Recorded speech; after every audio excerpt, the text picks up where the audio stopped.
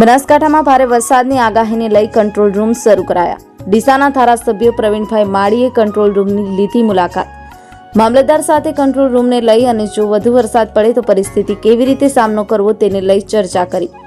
આગાહીના પગલે state disaster અને ડિસ્ટ્રિક્ટ ડિઝાસ્ટરે જે રીતે આયોજન કર્યું છે અને માન્ય ભૂપેન્દ્રભાઈના સૂચનોથી એમને સમગ્ર તંત્રને આદેશ કરેલા છે કે દરેક જણે સતર્કતા રહેવું, ડિઝાસ્ટરમાં જે પણ કામગીરી કરવી પડે તે કરવા માટેના સૂચનો કર્યા છે।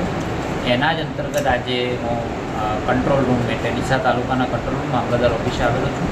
એની વ્યવસ્થાઓ જોઈ છે, ખૂબ સારી વ્યવસ્થાઓ છે।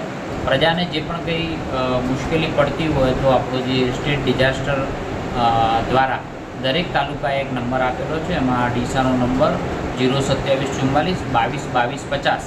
એટલે કોઈ પણ વ્યક્તિને કંઈ પણ મુશ્કેલી ડિઝાસ્ટરને લગતી પડતી હોય તો 02744222250 ઉપર પોતે ફોન કરીને પોતાની કમ્પ્લેન જો નોંધાવે તો એ દ્વારા તમામ જે તે ડિપાર્ટમેન્ટો એના કામગીરી કરવા માટે તત્પર છે।